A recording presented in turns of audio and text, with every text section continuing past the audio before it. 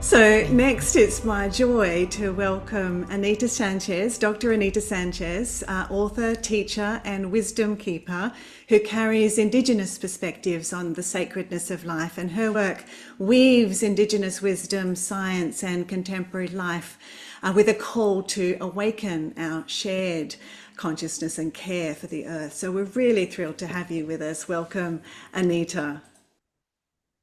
Thank you very much. And thank all of you for being here and bringing your ancestors. And I want to explicitly invite them here. And so some of you might be already imaging your ancestors. When I say that, I mean not only the two-legged ones, but I mean the water, the mountains, all the elements, the universe, the cosmos, the stars. And I want to explain a little bit about, I am a social scientist. Behavioral sciences is what my degree was in with business, is that this is the start of it. So sometimes I find, and Marjorie, you used filtered. I have trouble sometimes oh, well, that's a big filter. Now I know that.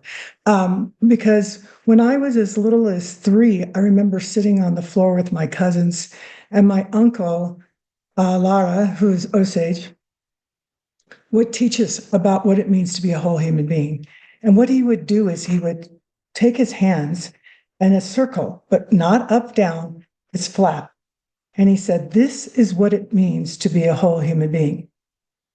And he said, it is about knowing, understanding that we are the part of the connection between the earth, the people, and the spirit.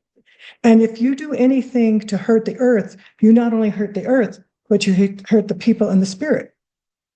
And if you do anything to person, you just go around. And so you start getting the idea everything is connected. And that kind of conversation, which is very simple, but was happening for all my life, whether we sat inside of a room or outside, it was always about all our relatives. And that we're part of that. So the other piece of that is to understand is that, and I'm hearing this in the scientists, so I love being in this campfire, is that I hear often people say, well, the spirit limiting the spirit is just in here. No, we're in the spirit. The humans are part, and that simple circle and how he describes that lets that be known to all of us. So what part of the thing in terms of how they're connected, we get to choose to be good medicine or bad medicine.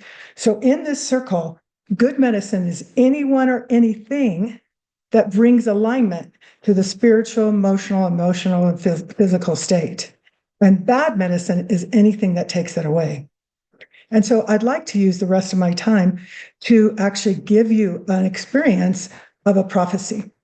And so with that, I ask you to, you don't have to, you can lower your eyes. Just listen with the softest part of your ears and your expanding heart. And what I'm going to tell you about is the Eagle Hoop prophecy. And it's a relatively new prophecy that came in the 90s. And 27 elders from all over the world were called when a Mohican elder had this vision from spirit that we were to gather together because there's big problems and it's going to get worse. And that human beings, the two-leggeds, have forgotten what it means to be in harmony and balance with themselves, with others, with the earth, with spirit. And so when they gathered, there was a fire, so they had the campfire going, and they listened. They did their prayer, dance, meditation, all different languages, different ways. There's a lot of diversity in the 5% of the population that are indigenous in the world. But then what they did is they then put the gifts that Spirit said, put in these gifts for all human beings to help them remember, not broken, remember what it means to be a whole human being, to be in right relationship with these others. So the first gift that the elders put in there that Spirit told them is the power to forgive the unforgivable. The power to forgive the unforgivable. Put that into the ceremonial part of your heart. And I just trust, as scientists, you know where that is. And you just put that in there and you know, wow, What have you forgiven? Oh, I don't know if I can forgive that one. But know that you have the power to forgive, to take your energy out of that and into what you want to create. So forgiving the unforgivable is a powerful, powerful gift. Now, the second gift that the elders put into the hoop of 100 eagle feathers was the power of healing. Take that gift of the power of healing and put that in the ceremonial part of your heart and breathe it in and breathe it out.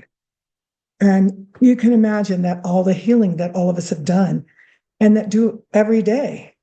And I know with my sons and raising them, I would fix them breakfast and then say to them, it's a good day to heal. And generally one or both of them would say, no, mama, say that. And yes, it's a good day to heal. We're constantly growing and learning as part of this hoop of life that has no boundaries and the center is everywhere. The third thing that gift that they put into the hoop is the power of unity. The power of unity, to put that into the ceremonial part of your heart. And as you do that, you may be having some images or visions of maybe your family, maybe your colleagues, where you work, community. And unity is what all this is about. But we sometimes forget that. And what I ask you is, if you don't have an image of yourself in that gift of the power of unity, please consider putting yourselves in there. And then the last gift is the gift of hope in action. And hope, we were always taught, and I find it through my life and working with clients and business and nonprofit world, all over the world, is hope in action. So hope is this, take it and put this into the ceremonial part of your heart and breathe it in and breathe it out. And this is where right now there's a lot of hopelessness, and hope is something. I know there's a lot of written said, oh, that just makes paralysis. That's not the hope that Indigenous people talk about. It's to have that hope, the knowing of what's seen and unseen, of being pulled toward creating the universe where life seeks life instead of the destruction that's happening. So Spirit said, use these 4 gifts: the gift of the power of forgiving the unforgivable, the gift of the power of healing, the gift of the power of unity, and the gift of the power of hope.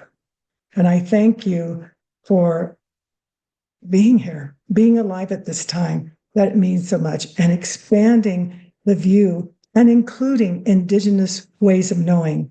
And I just have to say this because it makes my Indigenous elders laugh. Remember, Indigenous people were the first scientists in almost everything. Thank you. Well, thank you so much, Anita. And those gifts are gifts that we need to use right now.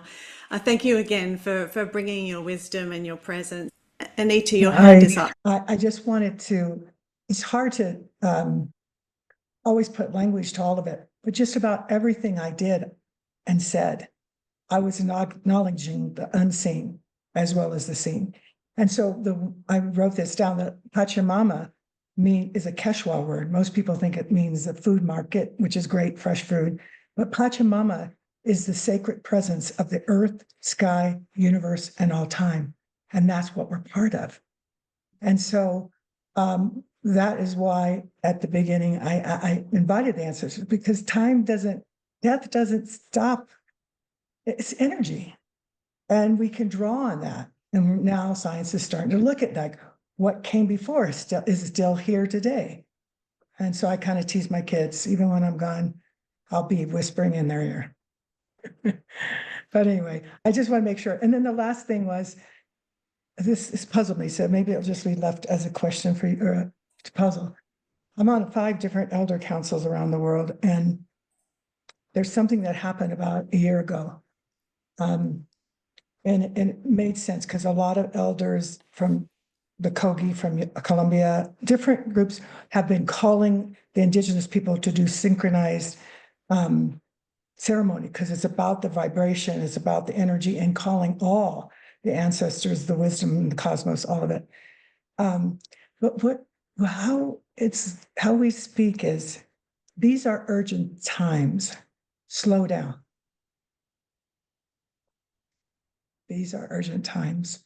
slow down. That doesn't mean not do anything, but it means maybe there was where we couldn't conscious, be aware of what it is, because part of why we got here is this reaction that was very limited around what is being here. So anyway, thank you for allowing me to share that.